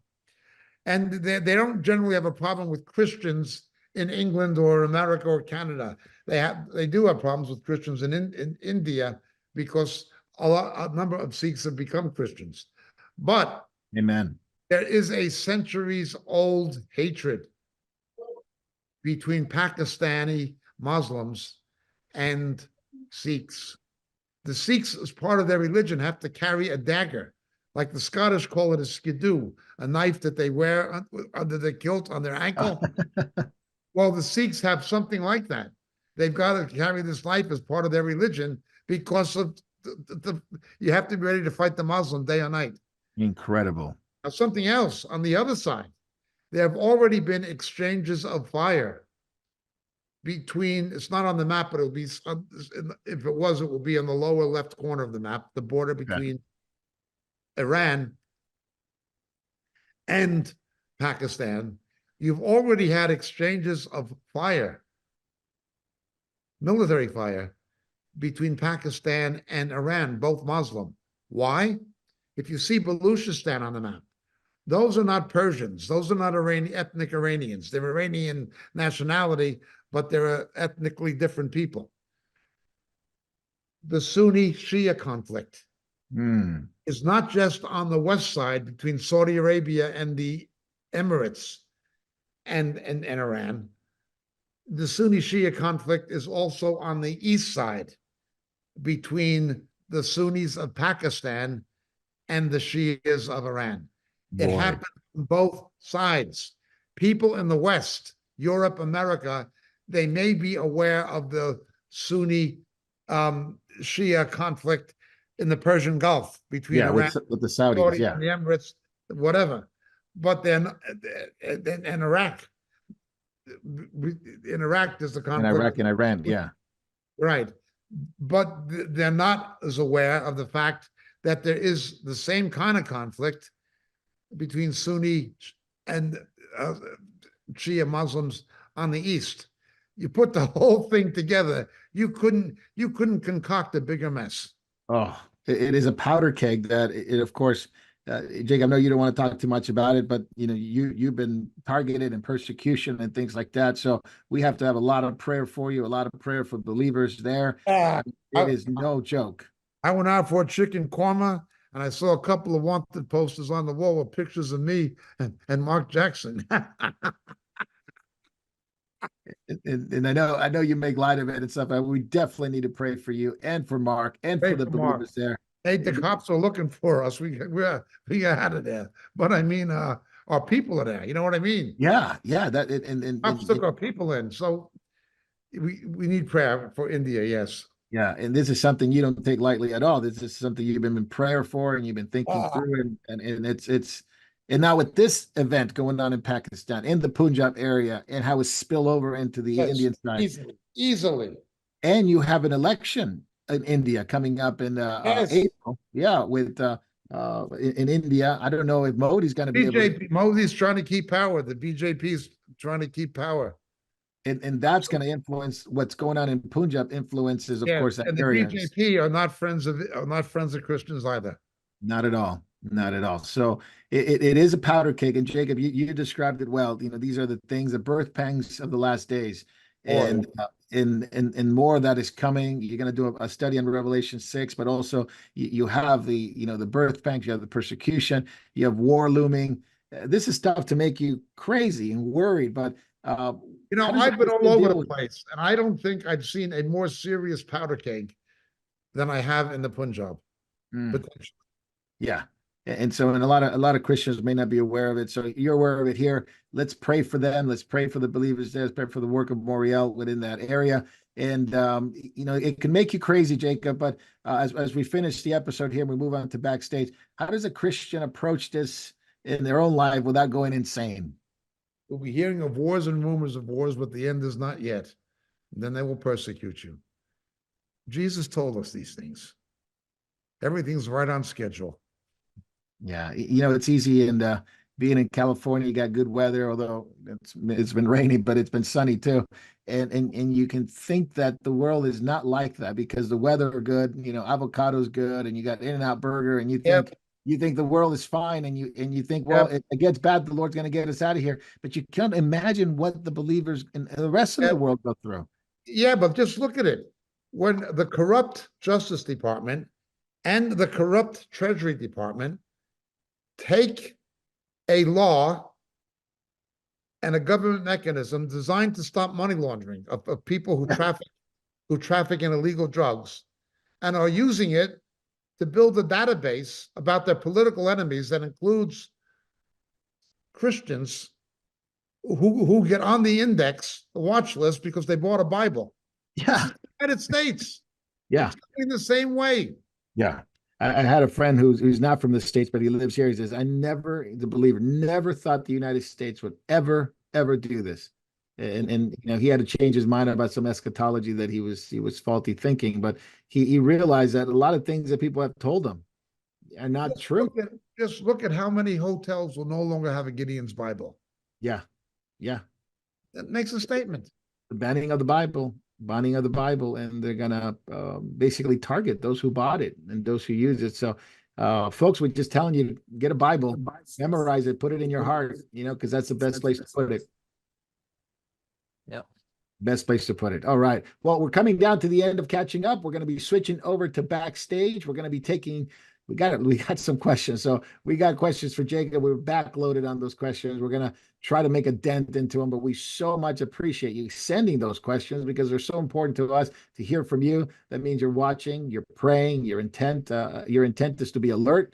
And that's what we desire for disciples of Jesus, to be like that, to be in prayer and to be active in serving the Lord and serving other believers as well in evangelism and discipleship and taking care of the poor and taking care of the orphans and visiting widows. That's what the scripture calls us to do. And that's what we endeavor to do here. You get a lot of information, but hopefully you can put it in the right approach is to put it into action, not to be hearers only, but doers as well. If you want more information, go to memorial.org, how to get involved, how to pray, how to support the work of the Lord in different areas. If you want to know more about what's going on in Moriel in India, in the Punjab area, you can go. David, is that on the website? About the work there in India? You had to take some of it down for security reasons. For security reasons, yeah. But yeah, some of it. But you know a little bit about there. We can't share too much information, but if you want to know how to pray and how to pray for that work there, and pray for Mark and pray for Jacob and pray for the believers there, go to quarterlies, Marco, in the quarterly. Mark, it's also going to be on the quarterly. Does Mark have quarterly has something? So Mark is going to have something there. So yeah, very important, very, very important. But don't forget, there are believers everywhere that the Lord has put us in contact with, not only in Asia, but in the Middle East, as well as here in the Punjab area in India, that need your prayers, need your support. So please keep them in prayer and support them as the Lord leads you to do. But we're just letting you guys know what's going on in Pakistan. And fortunately, Jacob was able to be there. He can give us, foot on the ground view of what's going on there. But also, it's risky. It's not without its risk. So God bless you guys. We will be going on to backstage and answering some great questions. We praise the Lord for you guys who are watching live, and jump over from YouTube and Facebook Live. Join us on Rumble, Memorial.tv, and the other platforms. We'll see you in a couple of minutes. Just remind our friends, please, Moriel itinerary. Just Google Moriel itinerary. You'll find the meetings in Texas, Florida, Tennessee, California, and again in New York and Baltimore and in Britain. And then soon, before long, the New Zealand, Australia, Singapore meetings and so forth will be posted, and Hawaii as well. So Moriel.org, go on to the itinerary page, or you can just Google Moriel itinerary. Amen. Yeah. Praise the Lord. Well, Jacob's busy, so pray for him, and the big target on his back, and the Lord's got him, though. The Lord protects him and keeps him, even though there are people probably that don't want him to preach anymore. So just keep praying. God bless you guys. All right. Welcome to Backstage, the part of the program that our tech overlords do not want us to talk about, and especially Jacob and David and Jay and Davey, myself. They want to censor us. They want to keep us off so that we won't continue to preach in God's word and make disciples, and keep people alert on what's going on in the world. And hopefully some of the topics that we brought to you guys on catching up were informative, were very important, because we believe these are the things that Jesus told us to be aware and watch out for these things. We talked about other subjects as well. Last week we had Sandy, and it was magnificent, talking about Alistair Begg and some of the false teachings that are going on, not just with them, but other things that let's say, put it this way, other nefarious characters that, such as Mike Bickle, that have brought on to the body of Christ. And then we talked about other things as well. We talked about preterism a couple of weeks ago, and that was great. So we do cover quite a bit of subjects, from issues in the church, to issues in culture, to issues in politics and war and rumors of wars. But we also answered your question. So Jacob Prash, do you guys think Iran and Pakistan will engage in a full-blown conflict? Iran versus Pakistan? Yes. I think there will be ongoing border tensions. Okay. Pakistan cannot economically or strategically fight on two fronts at the same time. it has to watch India, and it has to watch Iran. Quite a bit of stuff. The Yeah. other factor is China is in bed to a degree with both Iran and Pakistan. Oh man. So China will try to broker some kind of will try to prevent it from becoming a full-blown conflict. Okay, very good. Besides Iran, who are other Shia Muslim countries? You have a large Shia Islamic population in eastern Saudi Arabia. The most is Sunni, but in eastern Saudi Arabia, the Shias, which is where the oil is. Ooh. Secondly, along the Gulf. Secondly, southern Iraq has a lot of Shias. Southern Lebanon, Hezbollah. Hezbollah, yeah, that's right. Hezbollah are Shia. There are also sects of Shia, one of whom that's important in the world now are the Alawites. The Alawites are the sect of Islam, and that is the religion of Assad, the Assad family in Syria. Yeah. In Syria. So there's a sect of Shias in Syria, but you're mainly talking about Lebanon, you're mainly talking about southern Iraq, you're mainly talking about eastern Saudi Arabia, and you're certainly talking about Iran. Iran. No small contingency. That's no small contingency. No. Outside of that, there will be smaller numbers, with one exception. Thanks to George Bush, you have a significant number of Shia Muslims in Minnesota. Oh, Somali, yeah. Not the Somalians. The Iranians. Iraqis. Oh, Iraqis. Okay. Thanks to George Bush. George Bush did everything he could to import as many Muslims into America as he could, and that includes a number of Shia Muslims. Their population center is in Minnesota, but that's going to be interesting with the Somalians there, Muslim Somalians.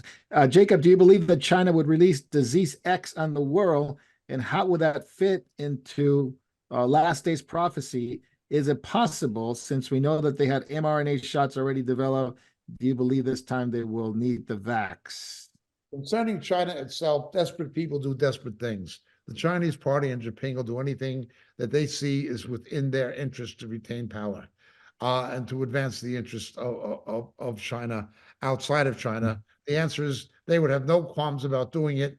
The only thing is, would there be ramifications, and would it hurt them domestically? Like the Wuhan virus we call COVID, the Wuhan virus hurt them internally. At first, by the lockdowns, they contained the amount of infection. There were much more infection in Western countries.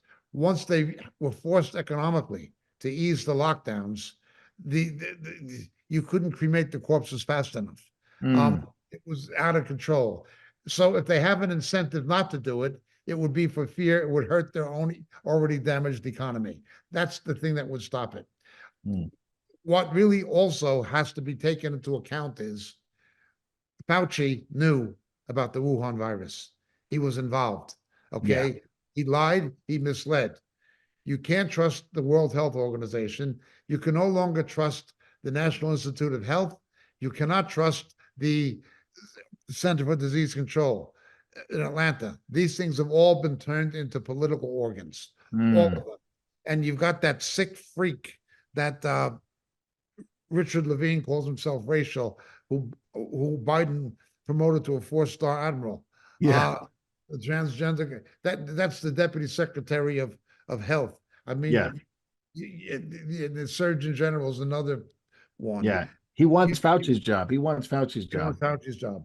Correct. I am as afraid of our own corrupt government and the World Health Organization and the governments of Europe. And the Schwab Slavs, obviously, the globalists.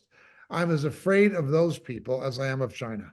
Very good, Jacob. Jacob, do we agree that digital currency will circumvent First, Second, and Fourth Amendment in the constitutions? Your thoughts? It is possible. It is possible. I don't know about the Second Amendment, but certainly they can search for owning a currency, a fiat currency that's not. Oh, yeah. Like gold, right? Yeah, like what they did with gold. You know, search and seizure without warrant. Yes, I Oh. believe they can do that. Let's not forget something. A true enemy of a free market economy and an enemy of ideological Americanism was Franklin Roosevelt. He outlawed the possession of gold. Yeah. So Confiscated it. Yeah. confiscated. So don't think government would not do that again with paper money or coinage. Don't think they wouldn't do it. Now, Another Democrat. a lot of people see digital currency as they wrongly interpret digital currency as Revelation 13. Right. Right. I don't say digital currency is not a step on the ladder to Revelation 13, but Revelation 13 is about a right, a license to buy and sell, to engage in commerce. It does not speak of the currency itself directly. It speaks to the right to engage in commerce. I've tried to explain this before. In Ephesus, ancient Ephesus, first century, you had the market called the Agora, and there was a promenade into the Agora and a gate, and it said in Greek, it said, Caesar Huios Theos, Caesar, son of God. Mm. The deified emperor was called the Son of God. The Christians thought that Jesus was the Son of God, and you had to go through this gate and acknowledge the emperor as a deity and as the Son of God to enter the market to buy and sell, the Agora, okay? Christians wouldn't do it. They tied Christians to poles on either side of the promenade inside the gate and set them alight, and they used them as human lamps. Burned them alive at the stake as human lamps to illuminate the path into the market for night trading. That foreshadows is a better foreshadowing of what will happen in Revelation 13. It's not about the currency itself primarily. That's a related factor, but it will be about the right to engage in commerce, to buy or sell. Yeah. You have the commerce. I remember during the COVID in Israel, this really troubled me, and it was Israel. Unless you had the jab, you couldn't get this ID button that says you've been inoculated with COVID. They would not allow you into a supermarket or a shopping mall without it. You know, the security guards who were there at every shopping mall are there to look for terror and weapons and things like this. Okay, they screen for that stuff. Now they were screening for people to buy or sell to commit shopping. Yeah. Okay, you could go to what was known as a Macaulit, a little neighborhood grocery shop. You could do that, but you couldn't go into the department stores. You couldn't go into the supermarkets. You couldn't go into the shopping malls without it. That is more like what it's going to be like. I'm not saying digital currency does not come into play as a factor in arriving at Revelation 13, but it's not the main factor, or it's not the essence of what Revelation 13 is talking about. Very good. All right, Jacob. Thank you. If a preacher says they worship God the Father only, should one stay at that church? Oh. Very good. Oh. Get out. All right. Will the first Gog and Magog war happen before Jesus Christ comes back, Jacob? First of all, you have to decide if you believe there's one Gog and Magog wars, or if there are two Gog and Magog wars. That's the first thing you have to decide. Is it only the one at the end of Revelation and at the end of the millennium in Revelation 20, or do you believe there's another one that prefigures it? There are arguments both ways, okay? The main one, however, must be the one at the end of the millennium, because that's the one the New Testament speaks about. Second thing you have to decide is, are you one of the people who believes that Gog and Magog are concurrent with the Battle of Armageddon, or the same thing as the Battle of Armageddon and the Battle of Jehoshaphat, and or the Battle of Jehoshaphat, Valley of Jehoshaphat, or not? Is it something separate?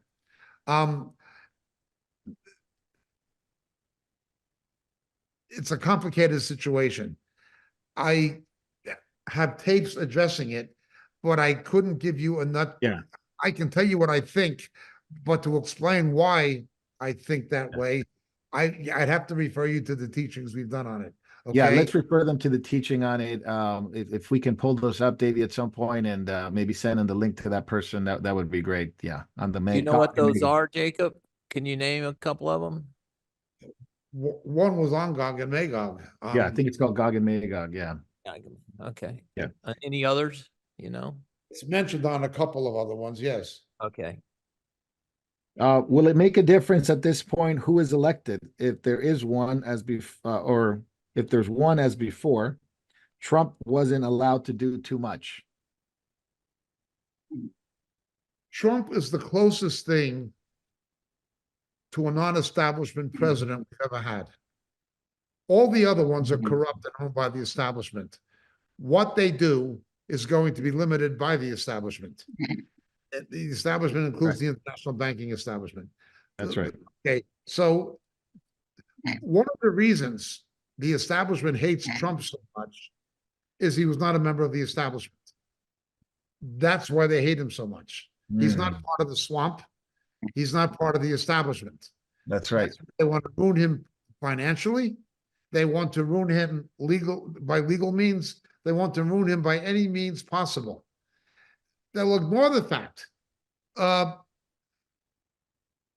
record low Afro-American unemployment, prison reform for nonviolent criminals that benefited Afro-Americans disproportionately, an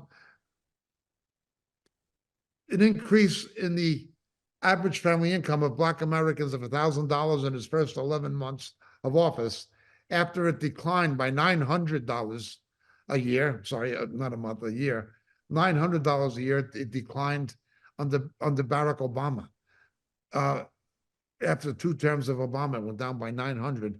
Under Bush, it went up by 1,000 just in his first 11 months. It was obviously, by any objective metric, by any objective financial standard or other standard, he was the best president that the Black people have ever had in the 21st century. He was the best one. He was the best for the Blacks. Economically, he did the most for Blacks, okay? Yet they hate him. They're told he's a racist, and so they'll believe it because that's what they're told. That's what they're told to believe. What you have here is the same as you had under slavery. The white plantation owners could vote 60% of their Black slaves, who they deemed to be 3/5 of a human being, for the candidate of their choice. Blacks would vote for who they're told to vote for. Okay, well, that was the Democratic Party of the American South, and they're doing the same thing. Blacks will vote for who they're told to vote for. That's what they bank on. So if anybody looked at the facts, they would say, well, it's in our interest to vote for Donald Trump. No, we'll tell you who to vote for. He's a racist. And there's enough stupid people, both white and Black, they will listen to Barack Obama and Michelle Obama. They will listen to Whoopi Goldberg. They'll listen to Joy Reid. They'll listen to Al Sharpton. They'll listen to Don Lemon. They'll listen to any liar, any useful idiot, any of the true Uncle Toms, if you want to use the term. The real term would be Sambos. They'll listen to them. They'll listen to them instead of to the truth. LeBron James, yeah. So that's the way it is. They hate him because he was not a member of the swamp and he tried to drain it. You just look at them. They allowed riots. They would not stop the riots in the West Coast, in Oregon and Seattle. They let these riots happen for weeks and weeks and weeks. See what happens if Trump's the president? Now, vote for a Democrat, the riots will stop. You want the riots to stop, though. This is how desperate and how corrupt and evil these people are. They'll burn the city down. They'll burn the nation down. Yes. Of course. By starting in their own neighborhood. Yes. That's right. Burn their own ones. Jacob, if it's appointed for a man to die once and then to judgment, then those who are raptured will not have ever died. The text is clear. We shall not all sleep. There will be people like Enoch and like Elijah who never died. There will be. But isn't that God's prerogative, Jacob, to overrule death? I mean, he took the sting out of it. Yes, of course he can. It's an enemy. Yes. And I think the context, I think in Hebrews 9:27, it's speaking of Jesus' death. Jesus' death specifically. It applies to mankind because we all, we all Yes, have it's- cursed to death, but it's specifically If it Jesus. applies, it is the general truth of mankind. Okay. It is the general truth of mankind. That's right. All right. Jacob, if we follow scriptures, Israel's lands will be from the Nile in Egypt into the Euphrates River. Israel will be really big and will have some Arab lands. What happened? This will be like the reign of King David. We have a teaching series that's it was filmed on video at the time, but I believe it is on the Moriel website. You can watch the teachings of the millennium. The reign of David extended to the Euphrates at one point, and then came down through Medibah, and what is today Jordan, and it extended to the Brook of Egypt, which was probably at least the Wadi El Arish. Whether it's the Nile is debated, but certainly it'd be at least the Wadi El Arish. The reign of David and Solomon will tell you the dimensions that Israel is going to consist of geographically during the millennium. Yes, it will. Now remember, the Arab nations were not Arab at that time.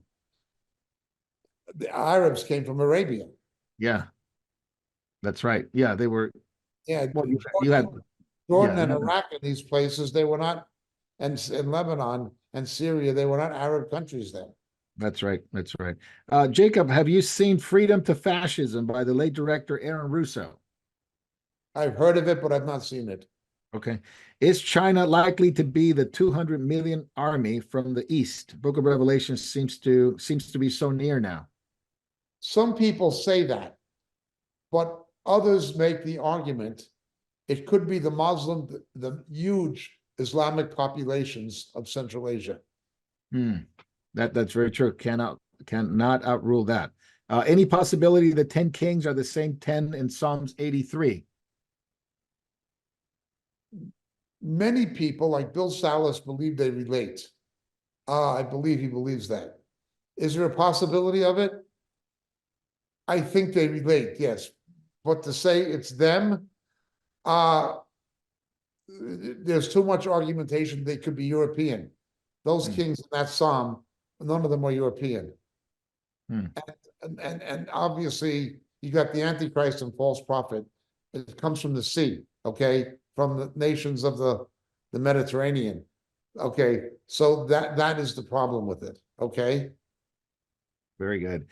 Jacob, regarding BRICS, its membership is now 10 nations, and Saudi Arabia will join it this week.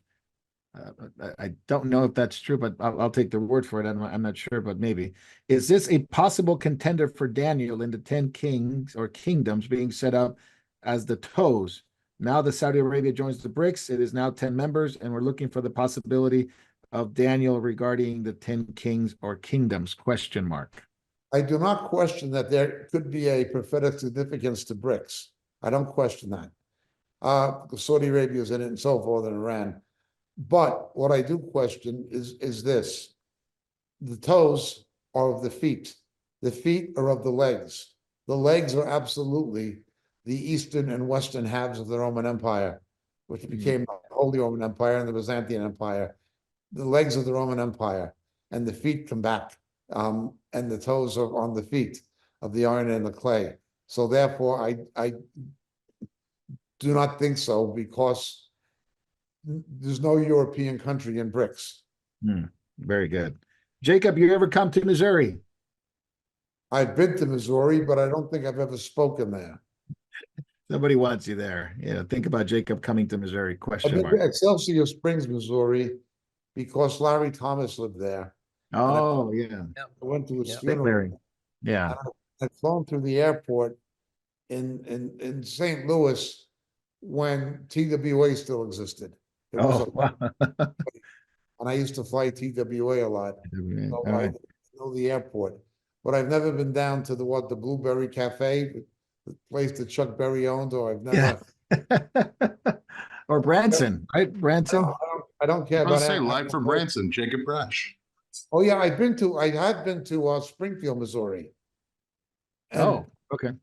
in southwestern Missouri, I have been there. All right. Well, if somebody's watching from Missouri, yeah, you want Jacob to come, please get a hold of us and contact. Maybe there's a church or ministry there. Yes. It's on our list to visit for fellowship drives, but we're Yeah. working on them. We're working on it. So whoever sent the question, please, if you're watching, just maybe you can send a message and let us know where you are in Missouri, and we'll keep in touch and contact. We're always open to fellowship. Walk to the Anheuser-Busch Brewery.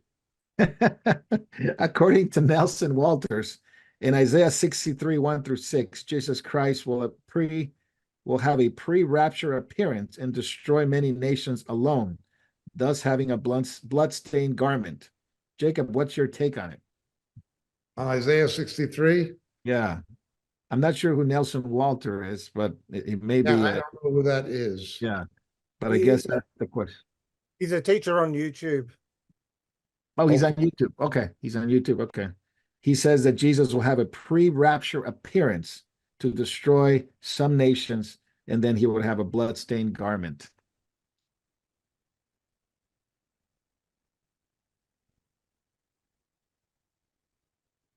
Familiar with the chapter, basically. Let me just see.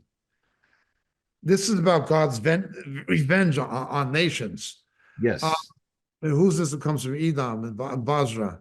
The one I do not think that we can say that this is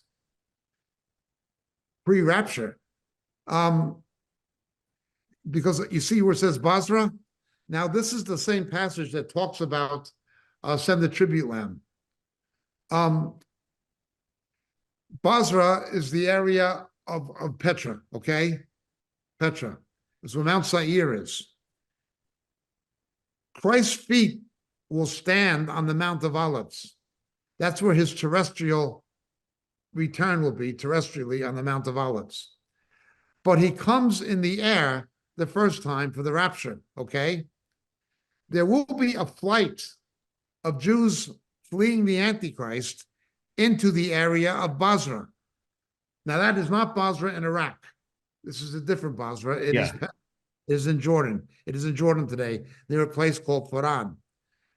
Who's this who comes from Edom? The garment's blowing, the one who's majestic, and all this kind of stuff. Okay, when Jesus comes back, he makes war against these nations, okay? He makes war against these nations, okay? I do not know if you can say that that is a pre-rapture event. I don't believe it is a pre-rapture event. Okay, very good. Thank you, Jacob. Jacob, what is Carter Collin from New York Times Square Church? Is he a real teacher as far as providing sound doctrine, or is he to be avoided? I've never been a major fan of his, and I'm certainly not a fan of his singing. I don't think he's a very good gospel singer, but I have heard him preach. When David Wilkerson was there, it was different. When David Wilkerson left, departed, Times Square Church as it was departed with him. You've got this thing of women pastors now. You've got a horrible man who basically I consider him to be somebody who hijacked the pulpit of Martin Lloyd-Jones in London, although he's American. He lives in Key Largo, Florida now. Well, what is his name? I know him. I've met him. I don't know him well, but I have met him. Anyway, he is a very, he's somebody who was a partner of Paul Cain from the Kansas City False Prophets. Oh, he partnered with Paul Cain. R.W. confusing him with somebody. Oh boy, David, maybe you're right. I am losing it. I was talking. Maybe we can look it up, Davey. Can you look up who pastors Martin Lloyd-Jones' old church? Former pastor of Martin Lloyd-Jones's church. Yeah.